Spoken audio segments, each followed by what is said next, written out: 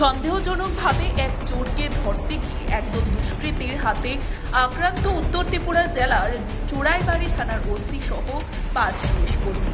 আহতদের মধ্যে OC inspector Samaresh Das, sub inspector Biswajit Chowdhury, professional sub inspector Sudip Jamatia, constable Khokan Deb, SP Aminul Haque ও এক মহিলা কনস্টেবল।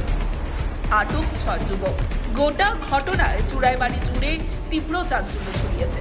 ঘটনার বিবরণে জানা গেছে, গত 14 মার্চ বৃহস্পতিবার চোরাইবাড়ি থানাধীন লক্ষ্মীনগর গ্রাম পঞ্চায়েতের 1 নং ওয়ার্ডের মনিলাল নাথের বাড়িতে দুঃসাহসিক চুরিকাণ্ড সংঘটিত হয়। পরবর্তীতে স্থানীয় থানার পুলিশ চুরির মামলা হাতে নিয়ে তদন্ত শুরু করে।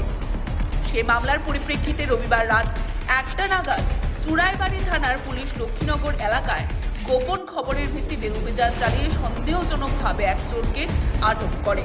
কিন্তু চোরকে আটক করার সাথে সাথে 60-70 জনের একদল দুষ্কৃতী হাতে দা, লাঠি, রড, ভোজালি, ছুরি, সেলফ ডিফেন্স স্টিক নিয়ে পুলিশের পথ আটক করে। তারপর চোর সন্দেহে আটক যুবককে 5 মিনিটের জন্য তাদের হাতে তুলে দেওয়ায় অন্যায় আবদার করে। তখন পুলিশ অবস্থা বেগতিক দেখে সন্দেহজনকভাবে আটক চোরকে থানায় নিয়ে আসার পথে পরপর 3 বার পুলিশের উপর আক্রমণ চালায় দুষ্কৃতিকারীরা। এমনকি দুষ্কৃতিকারী দলটি বাইক নিয়ে থানায় ছুটে এসে থানার সামনে পুলিশের সাথে খণ্ডযুদ্ধে লিপ্ত হয়।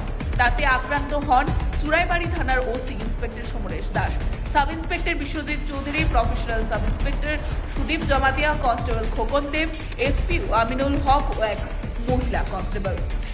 সাথে ওই দলটি TR 01BH 0649 নম্বরের থানার বোলেরো গাড়ির পেছনের গ্লাস ঘুরিয়ে দেয়। থানার সামনের এমন ঘটনা দেখে নাকা পয়েন্টে থাকা পুলিশ কর্মীরা সংঘবদ্ধভাবে ওই দলটির বিরুদ্ধে রুখে দাঁড়ালে সকলেই বাইক নিয়ে পালিয়ে যায়। তবে তাদের মধ্যে থাকা 5 যুবককে আটক করে পুলিশ। জানা গেছে, উভয়ের বাড়ি লক্ষ্মীনগর গ্রাম পঞ্চায়েতের 1, 2 এবং 3 নম্বর ওয়ার্ডে। সাথে সকলের কাছ থেকে দা, লাঠি, রড, ভোজালি, ছুরি, সেলফ ডিফেন্স স্টিক ইত্যাদি উদ্ধার করা হয়।